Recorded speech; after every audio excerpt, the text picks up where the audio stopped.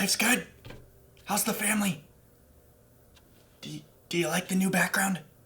I think it makes me look handsome. You're probably wondering why I'm being so quiet. Well, last week the doctor in the office next door yelled at me for being too loud on the show. So this week I'm gonna do the whole show whispering. Is that okay with you? Just kidding! I'm not a weirdo! Well, that depends on who you ask. Larry, do you think I'm weird? Oh, you do? Oh, okay. Well, anywho, welcome back to another episode of Turkey, also known as The Incredible Revision Kids Extravaganza, or even better known as the most exciting 10 minutes of your day. My name is Porky Riding Fella, and today's show is gonna look a little different. This week, I'm introducing a new segment called Fact or Act. Fact or Act. Here's how it works. I will draw a card from a bowl, and on the said card will be a question and a dare. Now, I'll read both to you, and then I must decide whether I want to state the fact or choose to act. Pretty simple, right? Sound good? All right, well, Larry, are you ready for this? Man, I don't know if I'm ready. This is kind of scary. Okay, here we go. First card. I can do this. Okay, fact. How often do you cut your toenails? Or act. Hug a tree for 5 minutes. Oh boy. Kind of feel like hugging a tree would be embarrassing, because especially the tree right outside the office, there's a lot of traffic out there. I think I'm gonna go fact on this one. How often do I cut my toenails? Well, I guess this is also a little bit embarrassing for me. I think it's been about 4 months since I cut my toenails. Who knows? I don't know. Is that too long? They're so easy to forget about way down there. I kind of lose track. How often do you cut your toenails? Alrighty, well, I admitted it. We got it out. That was the fact. Alright, next card. Fact. Have you ever eaten your own boogers? Ugh. Or act. Lick the parking lot pavement. Ooh, oh man. These are good. Larry, did you come up with these? These are good. These are really making me think here. Well, I think I'm gonna leave you wondering about whether or not I've eaten my own burgers. I'm gonna go act on this one. On to the parking lot.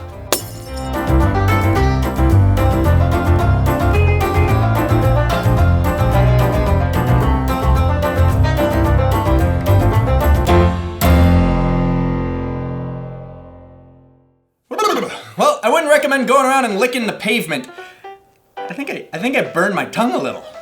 Ouch. Well, anyways, let's move right along on to our next card. Fact. What is the most embarrassing thing that you've ever done? Or act. Walk on hot coals. Larry, do we even have hot coals? No? What, we'd have to go to buy them from the store? Well, I'm just gonna go with the embarrassing story on this one. That sounds painful anyways. Alright, here goes. Embarrassing story. I figured this was gonna have to happen eventually.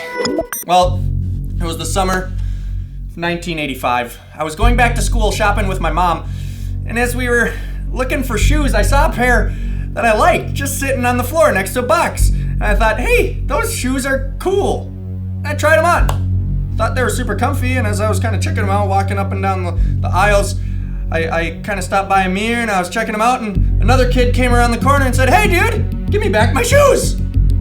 And I guess I should have known, since they weren't in the box, that they weren't a new pair of shoes, but I sure learned my lesson that day. Okay, let's keep this train moving. Next card. Fact. Who was your first crush? Oh man, hope they're not watching the show today. I don't know if I'm gonna be able to say that one. Or I could act. Attempt to eat 2 Big Macs in 2 minutes. Oh man, I know what I'm choosing on this one. Give me the Big Macs! Larry, hand them over! I like this challenge. I mean, I hope I like this challenge. I hope it doesn't ruin Big Macs for me forever. That would really be a bummer, wouldn't it, Larry?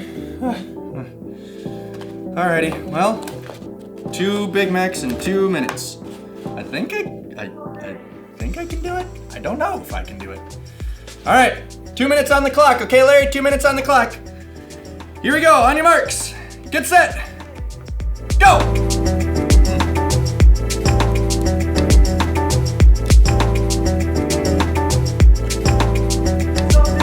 Sorry, this is disgusting. I should have got some water. Larry, can you get me some water?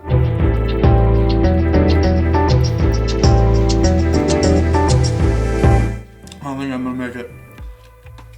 I'm already slowing down. Oh, thanks, Larry. I appreciate it.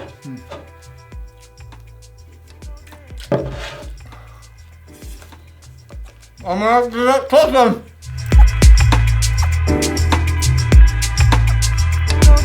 I'm slowing down, guys. I'm sorry. I don't think I'm gonna make it.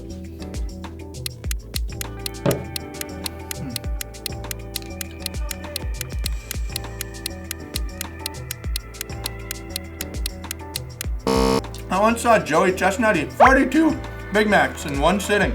I don't know how he does that. Oh, man. Well, guys, I failed. Time's up. I'm still gonna enjoy the Big Mac, but I need to give it a second. Oh man, Larry, I'm stuffed. That was delicious, but I'm stuffed. I think Porky's gonna have to take a nap after this one. I'm feeling a little delirious. Did we have anything else scheduled for the rest of the show? I don't care if there was. I gotta take a nap.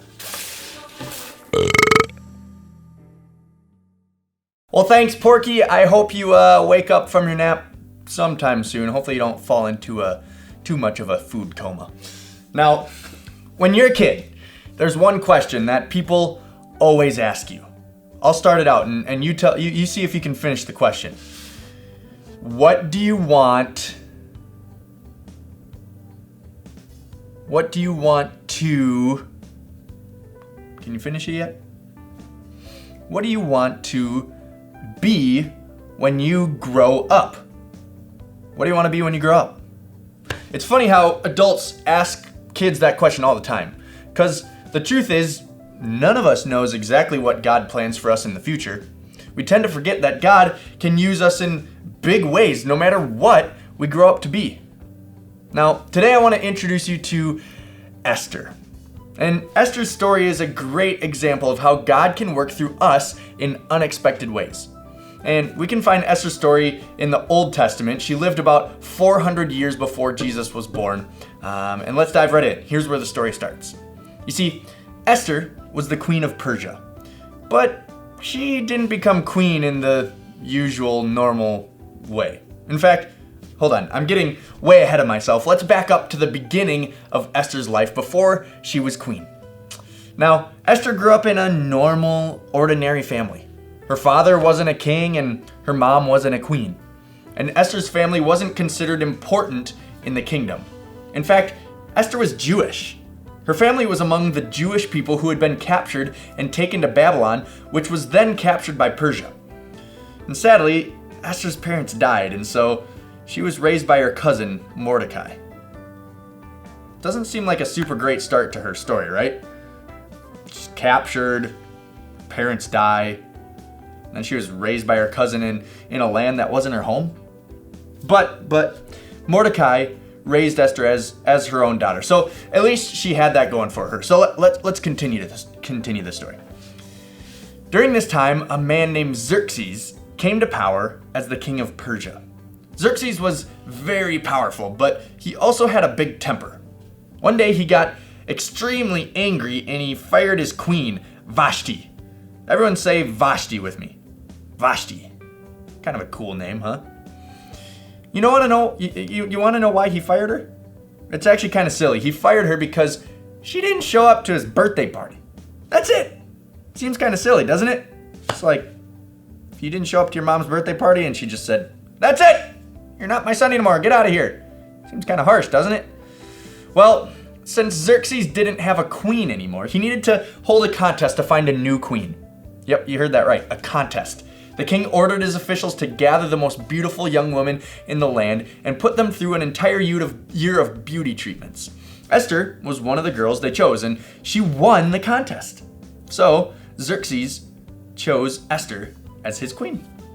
Now Mordecai had told Esther, "You can't tell anyone that you're from a Jewish family." And so she headed off to the palace with no one knowing about her Jewish heritage. And this is going to be an important part of the story in just a little bit, so hang on here. Meanwhile, Xerxes was busy hiring some other people as well. Specifically, he promoted one of his royal officials, a man named Haman, to be second in command. Now, Haman was not a nice guy, sadly. He was kind of like a playground bully, but with the power of an adult in charge. In fact, he ordered every single person in the kingdom to bow down to him. Crazy, right? But everyone did as they were told. Everyone bowed down to him, except for Esther's cousin, Mordecai. Now, when Haman discovered that Mordecai refused to bow to him, he became super angry. In fact, Haman was so enraged that he made a plan to destroy not only Mordecai, but all the Jewish people in the land. He took the plan to King Xerxes, who agreed to it and sent out a decree, and just like that, messengers took a letter all over the kingdom to declare the news from the king. The news they delivered: on the 13th day of the 12th month, all of the Jewish people were to be killed. Whew. Pretty intense, huh? Now, when Mordecai and the others discovered the horrible news, they were very upset. Mordecai sent a message to Esther in the palace. He told her, "You have to go see King Xerxes. You have to go see him. You gotta save the Jewish people."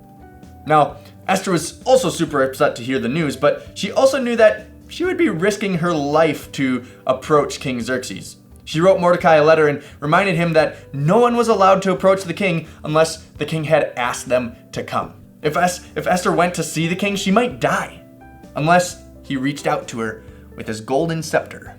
A scepter was a special staff that showed the power of the king, but he could also use it to show favor on people. Now, Mordecai knew there was a reason Esther had been made queen. Listen to what he wrote back to her in his letter, as recorded in the book of Esther. "What if you don't say anything at this time? Then help for the Jews will come from another place. Who knows? It's possible that you became queen for a time just like this." Esther knew that Mordecai was right. She told him to gather all the Jewish people and fast for 3 days. That means they didn't eat any food and they spent time in prayer. Now, Esther and her attendants did the same thing. She prepared herself for what she had to do, risk her life, and approach the king. So, 3 days later, Esther put on her royal robes and entered the throne room. Would King Xerxes be pleased to see her? What do you guys think? You think he'd be pleased to see her? I don't know, maybe, I don't know. Well, King Xerxes was super happy to see Esther. He reached out to her with his golden scepter. And in fact, the king told her he would give her anything, up to half of the kingdom. Pretty crazy, right? But Esther didn't make her request right away. She knew she would have a better chance of success if she made the king curious. So she invited Xerxes and Haman to a feast. At the meal, Xerxes again tried to discover what Esther wanted. Esther held her ground, waiting for the perfect moment. She invited the king and Haman to come to another feast the next day. She told him then that she would give him an answer. Finally, at that meal, the second meal, Esther told the king the truth about Haman's evil decree. It was going to kill all of her relatives and even her. She asked the king to spare her people, and Xerxes was so angry. He asked who dared to do such a thing, and Esther told him that it was Haman, his second in command. The king burned with anger. He was so angry. So angry that night, he fired Haman, and King Xerxes created a new order that would save the Jewish people. You see, God gave Esther a surprising position in a faraway nation. When the time was right, she used all she was given to make a big difference. She used her creativity to save her people. God gave you special gifts too. He has a plan for your life that you'll be able to discover more and more as you get older. Just like Esther was created for a very important job, you have an important job to do. Okay? Are you guys ready for today's bottom line? Let's read it together. God created you for a purpose. Let's say that one more time, all right? God created you for a purpose. That's right. Every single one of you has a special purpose. And so let's pray and let's thank God for giving us a purpose today, okay? Dear Jesus, we thank you for giving each and every one of us a purpose. Maybe we don't know exactly what that purpose is yet, but we're trusting that if we continue to follow you, if we continue to listen to you and think and learn from you more and more each day, God, that you will reveal your purpose to us. Help us follow you, give us direction, give us boldness and courage to go and be people who make a difference in this world. In your name, amen.